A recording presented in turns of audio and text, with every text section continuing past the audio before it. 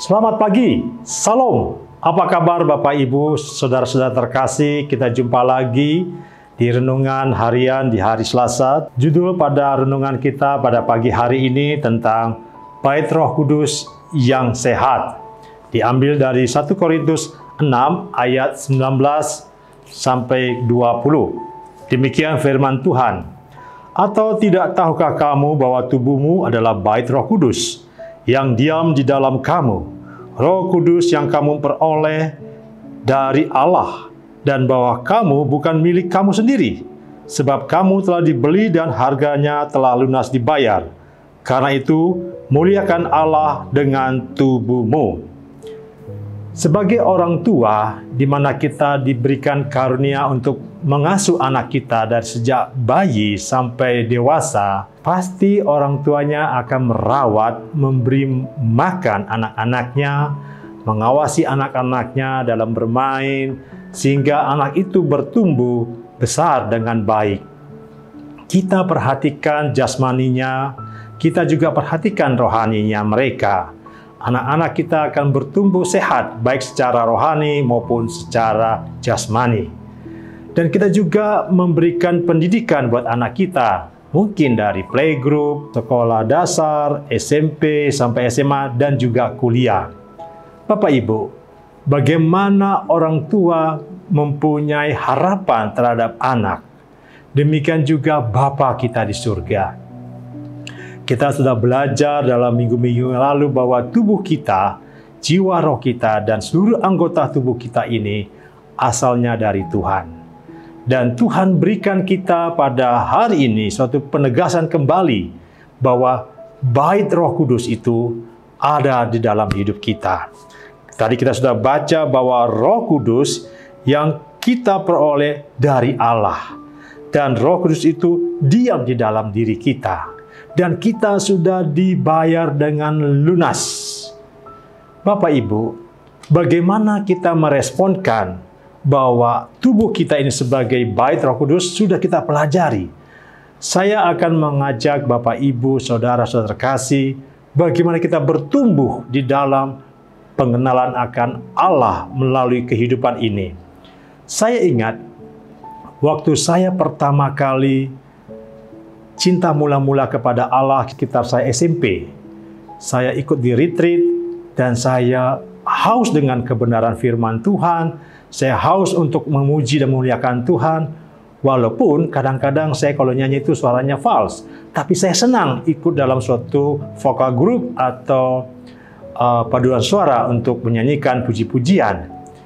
Yang saya lihat Allah begitu luar biasa melalui kuasa Roh Kudus. Dia tuntun saya sejak SMP, SMA, sampai saya kuliah di Sekolah Ilmu Pelayaran. Saya jadi wakil ketua rohani Kristen. Yang saya perhatikan, dia pimpin saya dengan apa yang ada dalam kehidupan saya.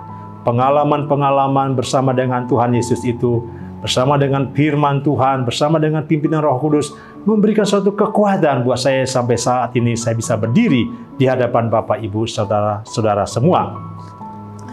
Menjaga kesehatan itu sangat penting dan menjaga kerohanian kita pun sangat penting. Oleh sebab itu, mulailah dari perkara-perkara kecil kita untuk meresponkan ajaran kebenaran firman Tuhan. Dari sejak kecil itu kita menjadi suatu kebiasaan yang besar. Contohnya, apakah Bapak Ibu selalu bangun pagi untuk membangun mezbah dengan Tuhan? Apakah Bapak Ibu selalu berdoa setiap saat untuk menghadapi situasi kondisi? Itu yang saya lakukan di dalam kehidupan ini. Saya percaya kuasa Roh Kudus menuntun Bapak Ibu untuk melakukan itu. Saat kita berkata, ya Aba, ya Bapa, itu memberikan suatu pengertian bahwa Roh Kudus tinggal di dalam kita.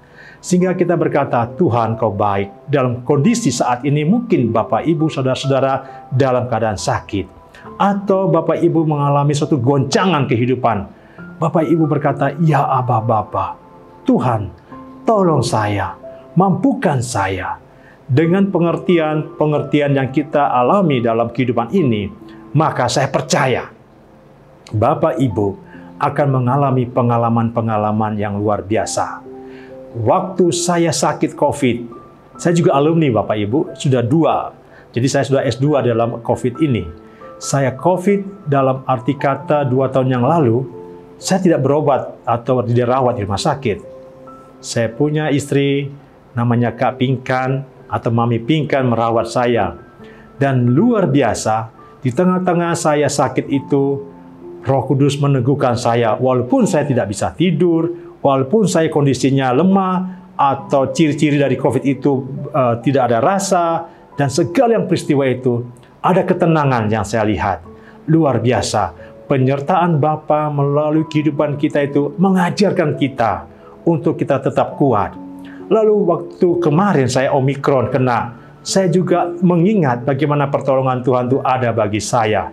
Di dalam dunia pekerjaan pun, kalau saya menghadapi persoalan berhadapan dengan pihak otoritas, menyelesaikan kapal kalau ditahan oleh pihak otoritas, berhadapan dengan angkatan laut untuk menyelesaikan, maupun berhadapan dengan pengadilan di dalam memutuskan perkara, saya percaya akan dipimpin oleh Tuhan. Ada kemampuan hikmat yang Tuhan berikan. Inilah suatu penyertaan Tuhan dalam kehidupan kita, Bapak Ibu. Oleh sebab itu, bait Roh Kudus yang ada dalam diri kita, jangan kita rusak dengan hal-hal yang tidak baik atau yang tidak berkenan di hadapan Tuhan. Jadi sekarang kita tahu bahwa Allah turut bekerja untuk mendatangkan kebaikan bagi setiap kita yang percaya dan mengasihi Tuhan. Proses kehidupan demi kehidupan Bapak Ibu alami ini membuktikan bahwa Bapak Ibu sedang dalam proses penyertaan Tuhan. Selamat mengalami proses pemeliharaan dan penyertaan Tuhan. Kita dimampukan karena Tuhan mengasihi Bapak Ibu, saudara-saudara semua. Tuhan Yesus memberkati.